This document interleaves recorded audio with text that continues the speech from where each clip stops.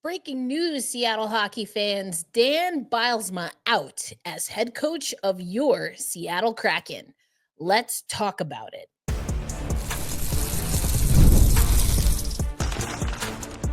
You are Locked On Kraken, your daily podcast on the Seattle Kraken, part of the Locked On Podcast Network, your team every day. Ooh, Seattle. Welcome to another episode of Locked On Kraken. I was actually recording a whole different, so if you're looking on YouTube, you can see what the topics were going to be. I had already recorded the Eberle interview. I was getting ready to kick off the PWHL conversation, and then I looked at my inbox. We do have some people, though, that want to see Dan Bylsma on the way out. We're starting to see head coaches get let go this NHL season. I don't think that Bylsma and his coaching staff, I don't think that it's time to let them go. I think the leash is super short. And thanks, as always, for making Locked On Kraken a part of your daily destination. Erica L. Ayala here, your host of Locked On Kraken. And I literally just said I would not get rid of Dan Bylsma, but apparently that's exactly what the Seattle Kraken have done. Dan Bylsma has been relieved of his coaching duties as the head coach, second ever, of the Seattle Kraken. So we definitely are changing on the fly. Later in the episode, you'll hear me read the presser, but I just had to record a new intro because this happened as I was recording. Dan Bylsma let go as head coach of your Seattle Kraken. That means the Seattle Kraken are officially in search of their third ever coach in what will be now going on 5 seasons. 3 coaches in 5 seasons. Dan Bylsma didn't even make it to his 1-year anniversary. And as you will hear on this episode, I have lots of thoughts about that. So let's get to it. I'm going to take you directly to the moment that I saw the news come in. I was getting ready to have a PWHL to Seattle ? Conversation, but the news of Dan Bylsma getting fired. He got hacked. Bylsma got hacked. Here we go. Dan Bylsma getting the Hackstill treatment, fired after 1 season with the Seattle Kraken. That is the breaking news as of right now. A 35-41-6 record, not the worst on record for the Seattle Kraken, but season 1 happened, so there you go. Okay, another thing that's happening just as everything is coming in. This is from Kate Shefty for the Seattle Times. Kraken fire coach Dan Bylsma and reportedly will reassign GM Ron Francis. Now, again, I'm going to try and edit this in order, but I'm recording this after I have already responded. And to me, that makes a lot of sense. And again, I will get into that. Though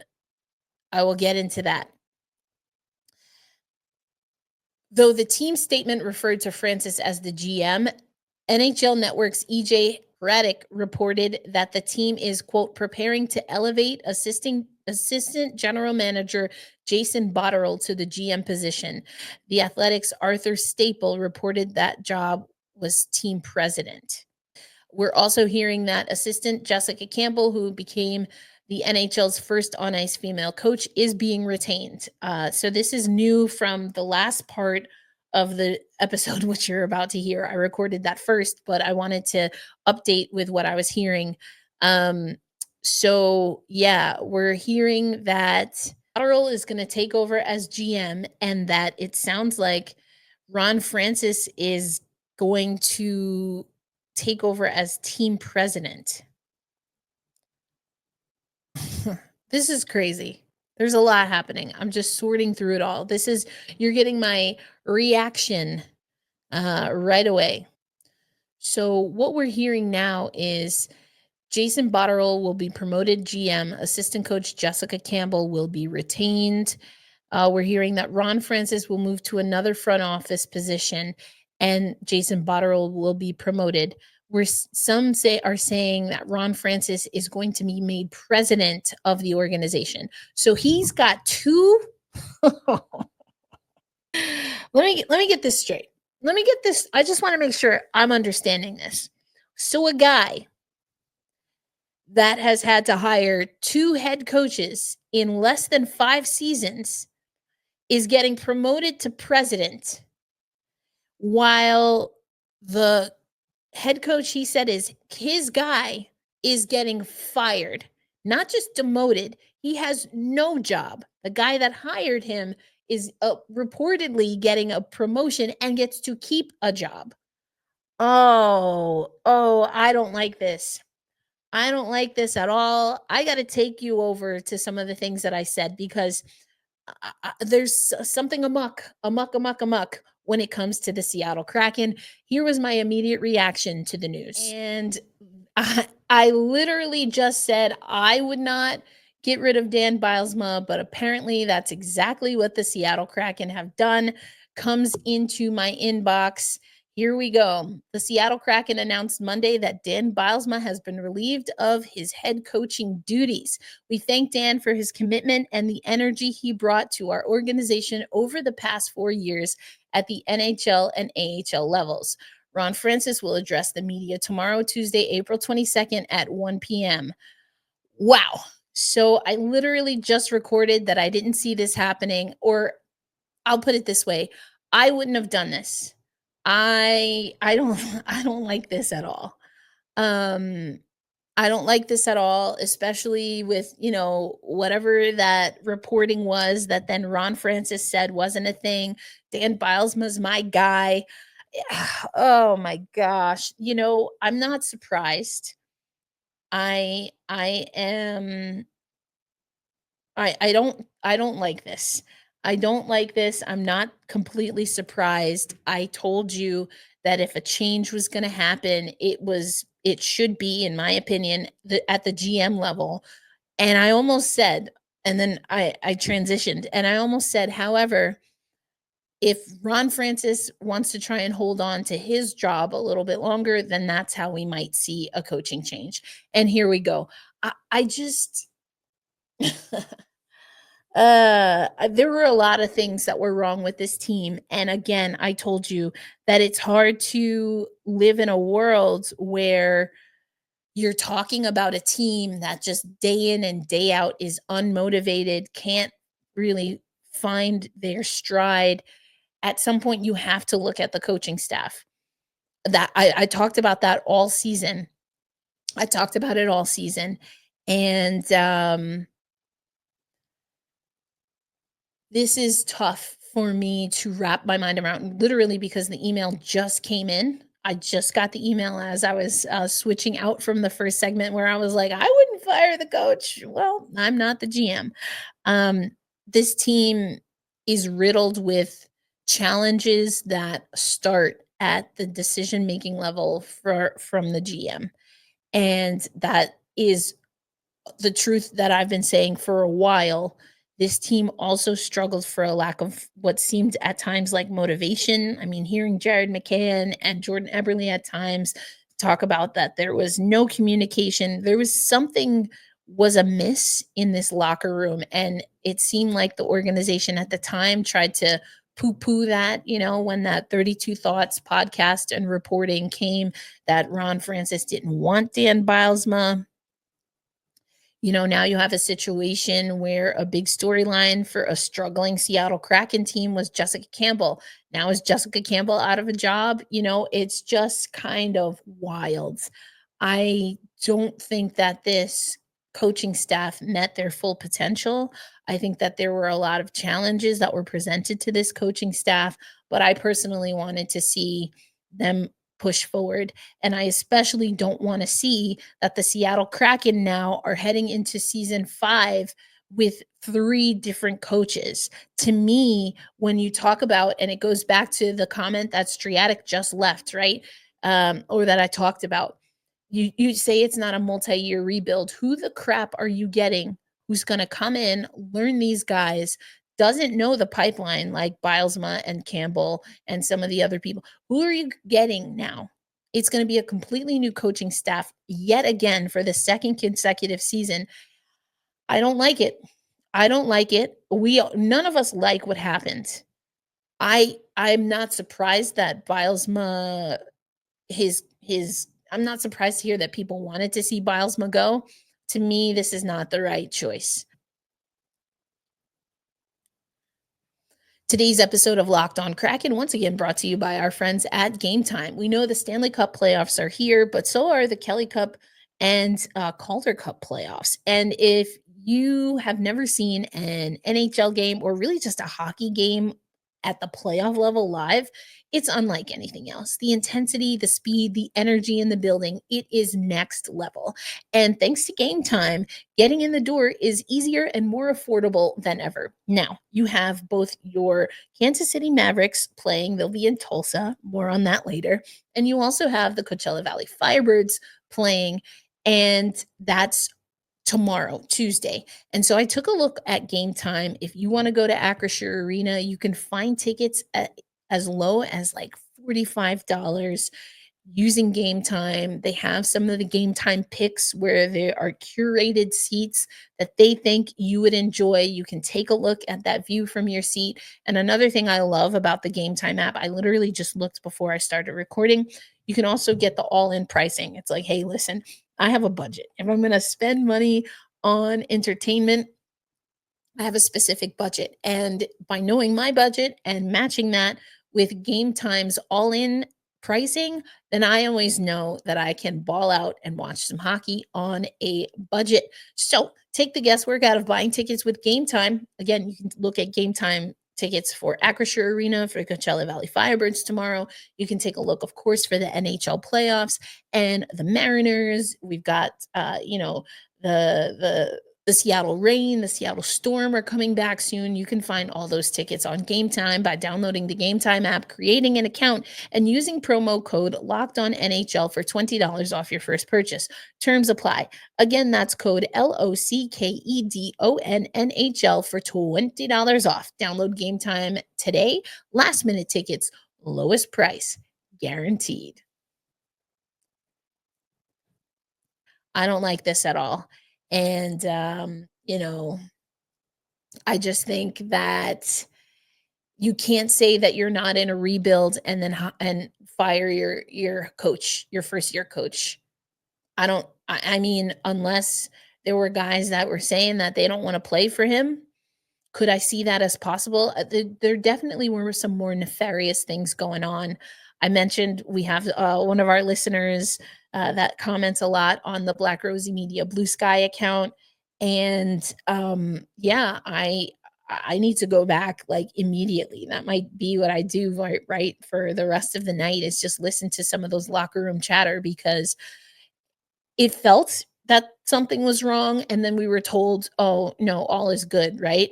And then it felt again, and the question, Dan not being able to or not willing to answer the question, hey, why was it that even though some of your higher performing guys left, that then the team seemed to get in order after that?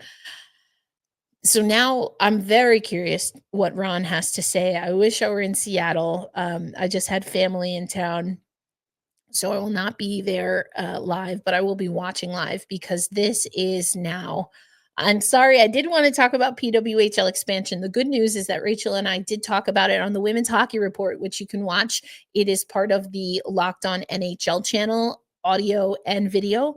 I will link those to this episode, and we will definitely talk more about that. I have been keeping a finger on the pulse of what's happening there. And again, I mentioned some of that. This is the news is breaking right now. Literally, I happen to, and I don't always check my email while I'm recording, because that can be very distracting. But I just was like, something was like, hey, Erica, take a look at your email. And here it is. I mean, I read it at the top, but the Seattle Kraken have released Dan Bylsma. The press release came out at 4:09 p.m. I'm checking my Locked On Kraken email. I actually get my emails to another Yeah, it came out just as I was getting ready to record. The Seattle Kraken announced coaching change. We thank Dan for his commitment and the energy he brought to our organization over the past 4 years at the NHL and AHL. That's what I read. That's what I saw in the other release. After a thorough review of the season and our expectations for next year and beyond, we've made the difficult decision to move in a different direction behind the bench. Dan is a great person and a respected coach. He played an important role in the development of many of our young prospects and was a big part of our early success in Coachella Valley. We sincerely wish him and his family nothing but success moving forward. Bylsma was named the second head coach in franchise history on May 28th, 2024. It's not even been a year. It's not even been a year. Bylsma joined the Kraken after spending the 22-23 season and 23-24 seasons as the head coach of the Coachella Valley Firebirds. We know that he guided the Firebirds to a combined regular season record 94, 32, and 18. He was also an assistant coach with the Charlotte Checkers. We've talked about that before in the Kraken's first year as an NHL team. Francis will be made available to the media at Kraken Community Iceplex on Tuesday, April 22nd at 1 p.m. Oof. Wow. I mean, again, it's not what I would have done. It's not what I would have done. I understand it to an extent, and I don't like it. I don't like it. So now a lot of questions that Ron Francis has to answer. And I'm not just talking about at the press release tomorrow. I'm talking about this organization, for me, has to explain how this is not a multi-year rebuild, what they're going to do aggressively to make this roster better, and how they're going about finding a coach that can do that in short order. I guess on tomorrow's episode, we can talk a little bit about coaches that are available as the coaching carousel starts opening itself up. Holy cannoli. So I guess as I was talking on the about everything, this was just breaking news. I'm so grateful that I checked my email because yeah, that is hockey, baby. that's hockey, baby, is how I will say it. Holy cannoli. All right, let's stay here. This is the news that's happening. We're going to stick here on the next segment. I do want to talk a little bit about the Kansas City Mavericks and some coverage that you can expect from Locked On Kraken. But yeah, we're going to stay tuned because we're getting this report as I'm recording that Dan Bylsma has been fired as the head coach of your Seattle Kraken. I don't like it. I understand it, but I don't like it. And I have a lot of questions. We'll talk about it. Let's talk it through here. I almost wish I had gone live, right? We will talk about it on Locked On Kraken. Did you know your Fire TV is also an Xbox? Turn any TV into your gaming and entertainment hub with Fire TV Stick 4K devices. No console required. Just grab your paired controller, subscribe, or sign into Xbox Game Pass Ultimate with EA Play included, and you're ready to play. Dive into hundreds of premium titles from EA Sports College Football 25 to Call of Duty Black Ops 6 and Avowed as easily as you stream your favorite shows. It's gaming made simple, and it's all on your Fire TV. I mean, it's the latest technology. You're talking Wi-Fi 6 or 6E, auto low latency mode, advanced technology. Fire TV Stick 4K will deliver smoother, more responsive gameplay with lightning fast speeds you need to stay competitive. So head to Amazon.com // Fire TV Locked On to get started. That's Amazon.com / Fire TV Locked On to get started. Xbox Game Pass Ultimate subscription and compatible controller required. Available on select devices, including Fire TV Stick 4K 2nd Gen, Fire TV Stick 4K Max 1st and 2nd Gen, and Fire TV Cube 3rd generation. Thanks as always for making Locked On Kraken a part of your daily destination. Erica L. Ayala broke the news as it came into my inbox. The Seattle Kraken have let go of Dan Bylsma. Thank you, Coach Bylsma. I have to wonder what this means for Jessica Campbell. We did talk about it. At times the power play looks really atrocious. It was something that we noticed was picking up steam on the broadcast, being much more critical of the power play. And of course, that makes me wonder what the future holds for Jessica Campbell. The Seattle Kraken rode the wave of kind of her celebrity status, so to speak. And, I was most recently listening to the acceptance speech of Becky Hammon for her induction into the Naismith Basketball Hall of Fame. And she talked about the fact that Coach Popovich didn't hire her to make headlines, didn't hire her to, be the first to make history. She knew sitting in that moment that that's not why she was hired. And I had hope that that was the case for the Seattle Kraken. This move to hire or to fire Dan Bylsma, I also think it's worth noting that it should be reviewed and critiqued, quite honestly, when it comes to how Jessica Campbell was utilized. On the one hand, from the X's and O's, special teams was a mess. The power play specifically was a mess. Now, there had been indication early on, we've talked about this, right, that Jessica Campbell would not manage the power play completely. It seems like that had changed over time and that she was managing the power play. The power play was a problem. And I am supposed to have an opportunity to talk to Jessica Campbell. I'm very curious if this news now changes her availability, but one of the things that I was preparing to talk to Jessica about in the coming weeks was that I do think that there was a change, definitely at the trade deadline, but there was a change in the power play. And yes, you can talk about personnel, but I also just think how it was structured and things got a little bit more creative. There was a lot more flow later in the season. Still not a great power play, but I think that I wanted to talk to her about the evolution of the power play throughout the season. Eh, Definitely something worth noting. And if Jessica Campbell was engineering that, then definitely a lot of room for improvement. And that's something that, quite honestly, we talked about with the Coachella Valley Firebirds last year. I think you can talk about a power play not being great. And, it, again, special teams was an issue. Was it the biggest issue? Was it the only issue? Was it the issue that if you solve it takes away all of the other issues? My answer to that is yes, it was an issue, but no, it was not the biggest issue. And no, it's not the issue that if you fix it, it fixes everything else. Was Dan Bylsma an issue? Was the coaching staff an issue? Yes. Getting rid of Dan Bylsma and Jessica Campbell and Bob Woods potentially, right? Because that's his coaching staff. Getting rid of that staff, does it fix what I think was the main issue? I'm not sure.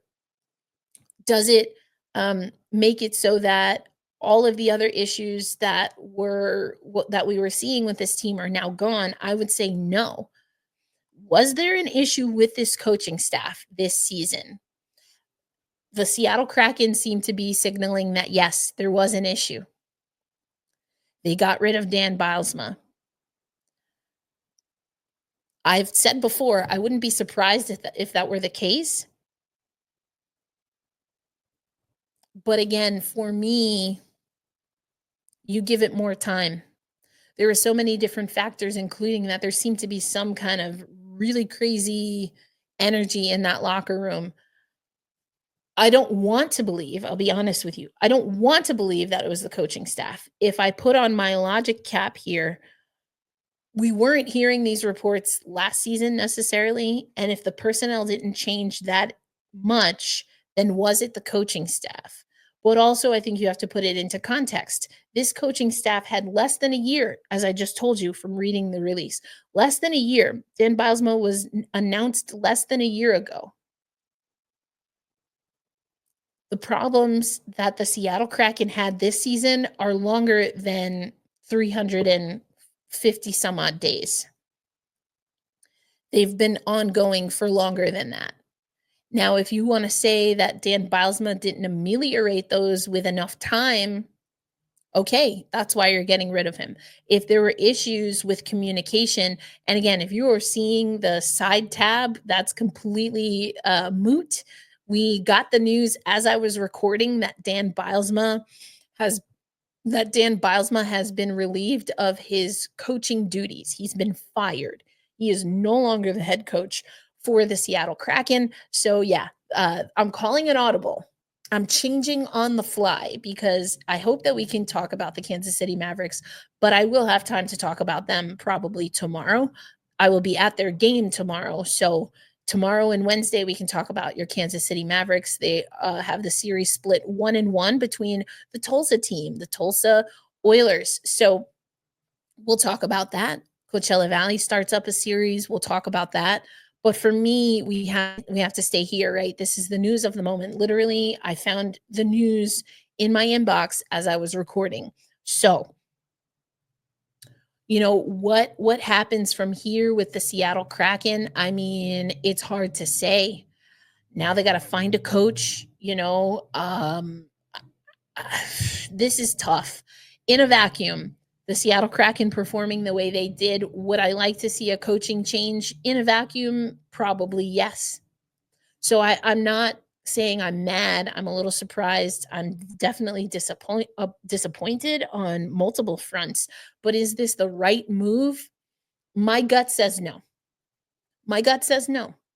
Because again, the problems that we saw with this Kraken team for me were far from just a Dan Bylsma issue. I think there were things that were happening with this organization or things that were stagnant with this organization that existed before Disco Dan took this role. I think this is really really unfortunate. And I don't like it. I don't like the unknown of it. I don't like that. Again, for me, this is a move to protect the front office. And if the front office is going to deflect in some of the responsibility by continually firing coaches, then I fear that we are going to have more. We already do, right? We've already had more coaches than playoff appearances. And I don't think that's going to be a hard bar. I mean, it's literally one, right? One coaching change, and that's it in our short history. But I don't like this trend. At some point, the front office has to take responsibility. Now, maybe they feel this move is doing that. We have to wait to hear from Ron Francis. Maybe this move away from Dan Bylsma is Ron Francis feeling like he's taking more responsibility, going in a different direction, because he's already said this is his guy. And so if there's an issue, then you take it up with him.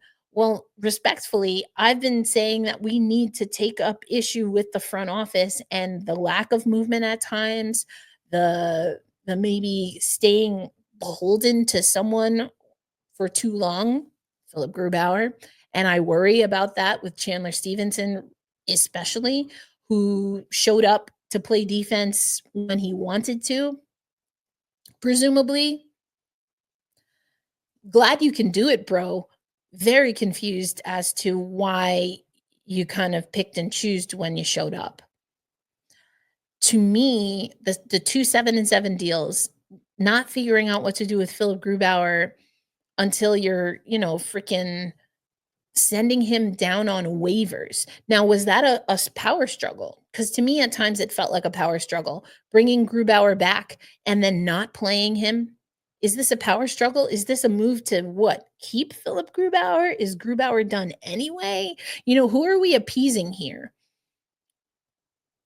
Who are the party? Who is the party or parties? Because, right, if there was issues with multiple individuals, then yeah, Bylsma and company, you have to go.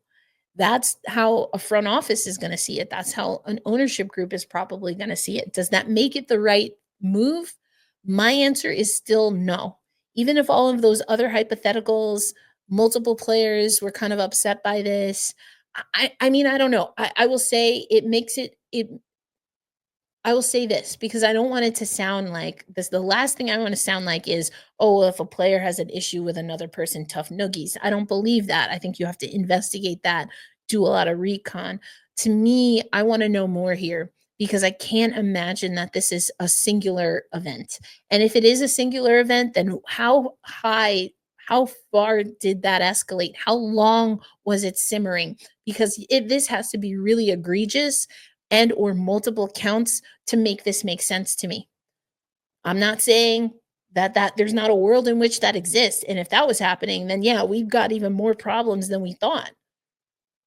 But if this isn't something that is drastic, if this wasn't multiple people with multiple complaints over time that never got fixed, to me, this is the wrong move. This is a drastic move in the wrong direction. Because I still have questions about what's going to happen with the front office. And so is this the price that we pay to appease whom? Multiple people? And then what happens with this next coach when the next coach isn't meeting the standards of the players, if that's the case, or whomever? I just have said this before. I said it a lot this past season. Not understanding where the Kraken is in its development plan, in its plan to attain a championship, right? Everyone wants to do that in the season that they're in. But realistically, what did that timeline look like? Because again, we're being told this is not a rebuild. This is a team that wants to be competitive. Did the front office disagree, or the ownership, did they disagree with Eberle that this team should try to do everything that they can to develop good habits? And the only way you develop good habits is by going and trying to play and win. Did the front office not like that? Were they team tank?